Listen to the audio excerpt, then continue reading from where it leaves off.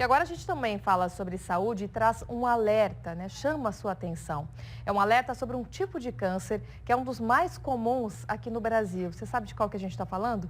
É o câncer de estômago. Claro que é aquele tipo de doença que, se você tiver um diagnóstico precoce ou se você também cuidar, né, da sua saúde, da sua rotina, a chance de não desenvolver a doença ou detectar a tempo é muito maior.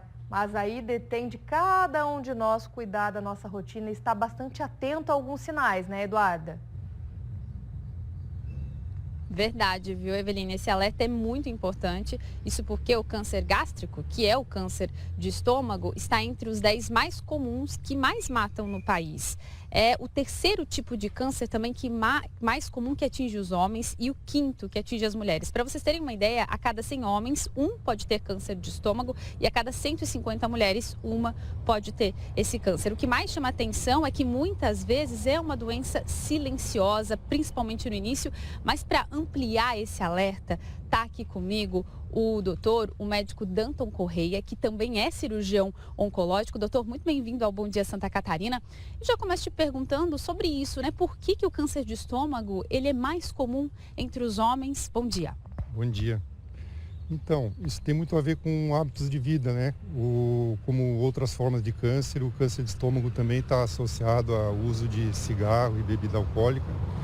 Isso é mais comum entre homens, então ele acaba sendo mais frequente em homens do que em mulheres.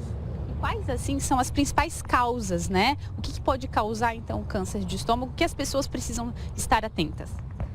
Então ele está muito associado ao uso de carnes processadas, né? Tipo embutidos e carnes salgadas, grelhadas, defumadas, que conseguem ficar conservados fora de geladeira por longos períodos, né? Esses alimentos eles contêm uma substância que se chamam nitratos e nitritos, que são agressivos para o revestimento do estômago, né? E a irritação crônica através dessas substâncias ela vai danificando ali a parede do estômago e com o tempo forma o câncer ali. Pessoas que às vezes têm muito problemas, né, gástricos, tomam remédios com frequência, né? Qual que é o alerta que o senhor dá para essas pessoas, né? Então, esses remédios da família do omeprazol, quando bem indicados, eles são ótimos remédios, né? Mas tem muitas pessoas que se automedicam com esse tipo de medicação e ele pode mascarar o sintoma, né? De alguma doença mais grave, como o câncer de estômago mesmo. Então, a partir de 50 anos, quando a doença é mais frequente, a gente não deve se automedicar. Uma coisa é uma pessoa jovem que tem um desconforto, toma um remédio de vez em quando, né, melhora e passa, né? A partir de 50 anos, se a pessoa tem queixas de estômago frequentes, assim, ela deve procurar um médico, né? E na maior parte das vezes a gente indica a realização de uma endoscopia digestiva alta. Hoje, como que funciona o tratamento para esse tipo de câncer? Então, o tratamento, na maior parte das vezes, envolve a realização de uma cirurgia, né, onde se remove a parte do estômago que está doente. E dependendo de quão avançada a doença é necessário fazer quimioterapia também. Em alguns casos, a gente começa o tratamento com quimioterapia e opera depois, né? Mas, na maior parte das vezes, a cirurgia é necessária. Principais sintomas, doutora? A gente falou que bem no início, às vezes é uma doença silenciosa, né? Então, quais são os principais sintomas que quem também está nos assistindo precisa estar muito atento? Então, no começo ela pode não ter sintoma nenhum, né? E até sintomas muito parecidos com uma gastrite mesmo.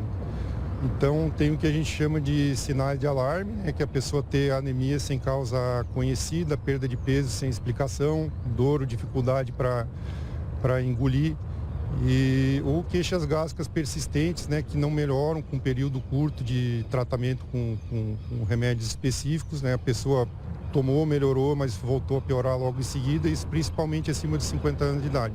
Agora, só para a gente encerrar, a gente falou um pouquinho do tratamento, doutor.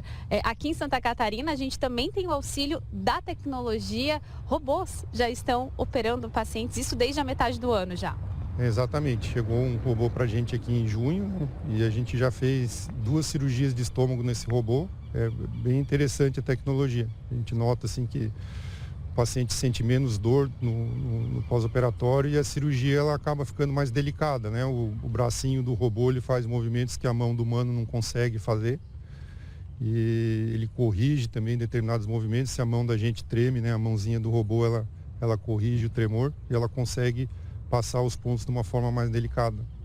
Doutor, muito obrigada pela entrevista. Então fica aí o alerta, né, para quem está nos assistindo. A gente sempre fala que prevenção é importante. Quando se fala em câncer, então, melhor ainda, né? Sempre importante prevenir. Então a gente espera ter ajudado quem está nos assistindo, viu, Eveline, aí com essas dicas e também com essas orientações aqui no Bom Dia Santa Catarina. Eu volto contigo, daqui a pouquinho também estou de volta com mais alerta, viu?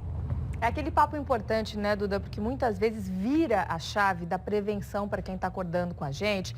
Ou está só ouvindo o Bom Dia Santa Catarina pensando assim, bom, será que eu estou me cuidando como eu deveria? Será que aquilo que eu estou sentindo pode ser sintoma de algo? Então já procure o médico, né? Se for o caso, já procure essa ajuda o quanto antes. Duda, obrigada a você. Agradeço também ao profissional, ao médico que participou com a gente dessa conversa.